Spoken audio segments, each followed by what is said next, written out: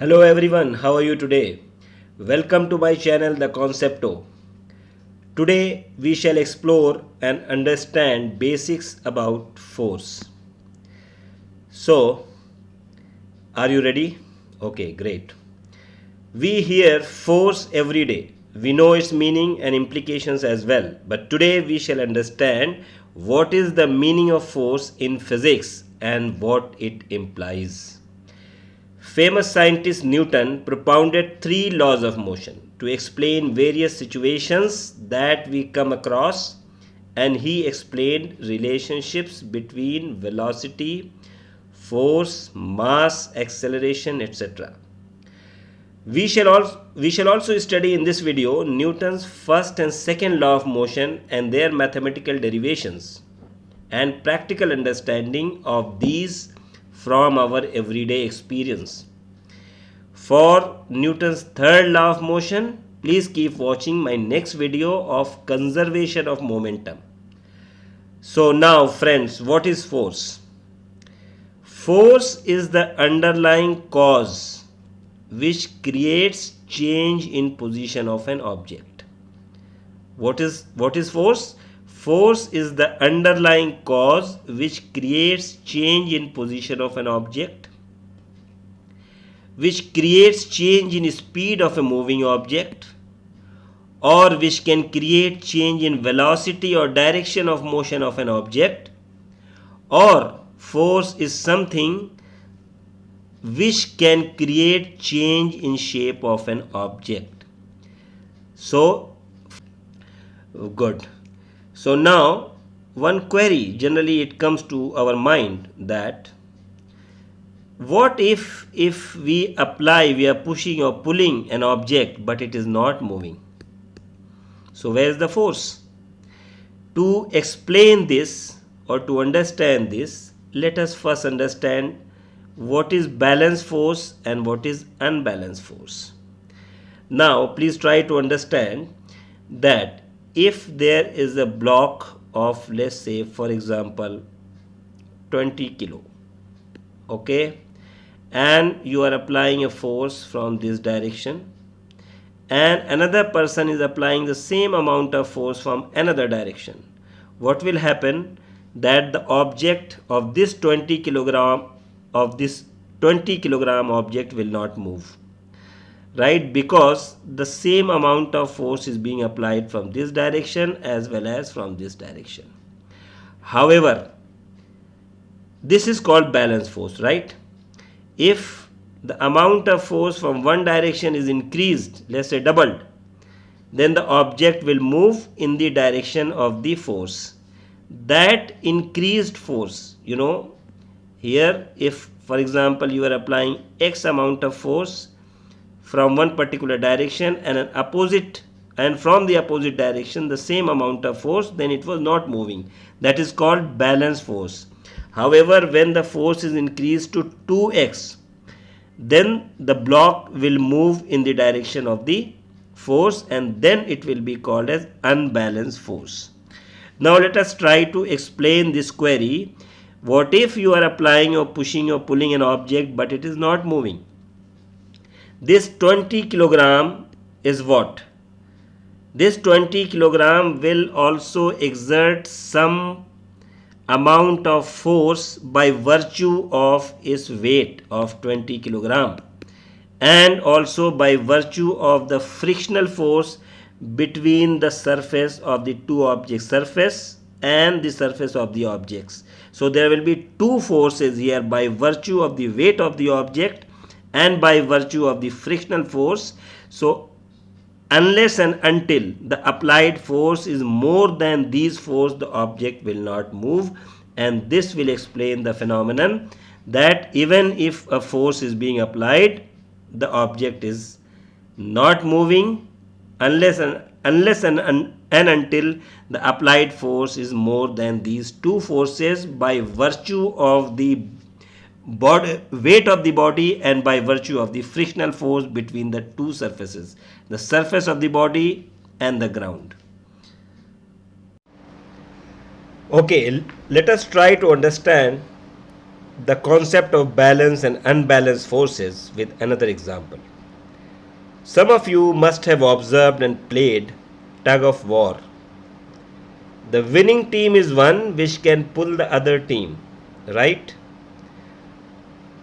Or we can say that winning team is the one which can apply more force to pull as compared to the loser team. So there is more unbalanced force applied by the winning team. As long as the pull forces applied by both the teams are same, no team will be the winning team. Now we shall understand Newton's first law of motion, which is also called law of inertia. It is very interesting, friends. First law states that a moving object will keep on moving, or an object in rest will remain in rest unless an external force is applied on it. An object in rest will remain in rest is understandable, right? But how come a moving object will remain in motion forever? Is it puzzling? Okay. Now let's try to explain. As we know that any moving object will come to stop if we stop applying force. That is due to friction between surface of the object and the ground. Hence, that frictional force, this frictional force between the surface of the object and the ground is something which is acting in opposite direction of motion, which makes a body stop. Hence, there is a force which is acting in the opposite direction to stop a moving object.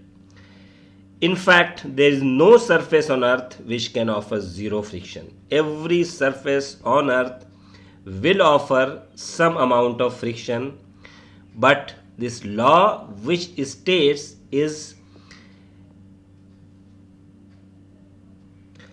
fine. So what we understand, that a moving object will keep on moving and an object in rest will remain in rest forever unless and until an external force is applied on it. A force, definitely an unbalanced force. Now what is inertia? Inertia is the tendency to remain in its original state, is called inertia. Anything which is moving will try to keep on moving, or anything which is at rest will try to remain at rest. So a tendency to remain in its original state is called inertia. Mass of an object is a measure of its inertia. Greater the mass, greater the inertia. Heavy the mass, heavy the object, heavier the object, it will have more inertia. Lighter the object, it will have less inertia. Okay, fine. Let's try to understand inertia and the first law of motion of Newton with some examples. For example, if you are traveling in a bus and the driver applies sudden brake, what happens then? You are thrown in the direction of the bus. That can be explained by Newton's first law of motion. Look, on application of brakes, your body will tend to maintain the same speed which was before applying brakes due to inertia. That is, tendency to remain in its original state, and hence by virtue of inertia your body gets jerk. Right? Another example, if you shake a branch of a mango tree, mangoes will fall. Why? See, when you are shaking a branch, mangoes which are connected with the branch will tend to remain in their original position, and during the process they break from the branch due to inertia because they tried to maintain their original position. However, the branch was being shaken, so ultimately they will fall down. Another example I am going to give, but friends, never try to do it, please. If someone jumps from a moving train due to some emergency and the person jumps on the platform, then what happens? The person must run for some seconds on the platform in the direction of the train to avoid falling flat. Now, Newton's second law of motion says that rate of change of momentum of an object is proportional to the applied unbalanced force. We see here that the second law mentions a term called momentum. So guys, what is momentum actually? Momentum is a product of mass and velocity of an object. Well, now let's take some everyday example to understand it better.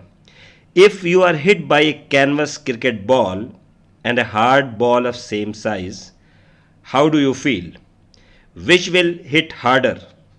Of course, the one having more weight, and that is the hard ball. That is because of the fact that hard ball is having more mass, resulting in more momentum, because momentum is a product of mass and velocity, right? Similarly, a very slow moving truck can even kill a person, but a fast moving scooter cannot produce such damage. Why? Because a slow moving truck is having huge mass. Another example, we see that a small bullet of mass of a few grams kills a person due to its high velocity.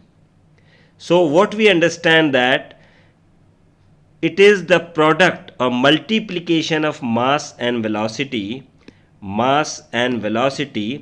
which actually creates the impact, and that impact is called the momentum. Well, now we shall derive mathematical formulation of Newton's second law. Let's suppose that a body of mass m is moving with an initial velocity u and it reaches a final velocity v over a period of time t, right? So change in momentum, the final momentum mv and the initial momentum mu. Now if we have to find the rate of change of momentum, then we need to divide the difference in momentum by the time taken to achieve this difference in momentum. This is as a rule, right? That whenever we have to find a rate of change of something, we have to divide it by time. So rate of change of momentum is directly proportional to mv minus mu, difference in momentum, divided by t. Rate of change of momentum is called force, as we understood from the Newton's second law of motion. So force is directly proportional to rate of change of momentum, which is mv minus mu divided by t. We can take m as common and we reach m in bracket v minus u divided by t, and which is equal to acceleration a, because change in velocity, rate of change of velocity is called acceleration. So force is directly proportional to mass and acceleration, m multiplied by a, acceleration. Okay, so now if we have to remove this constant, sign of proportionality, then we need to put a constant of proportionality. Let's call this k. So F is equal to k multiplied by mass multiplied by acceleration. SI unit of mass and acceleration are kilogram for mass and meter per second square for acceleration. Right, the unit of force now has to be chosen in such a way that the value of constant becomes 1.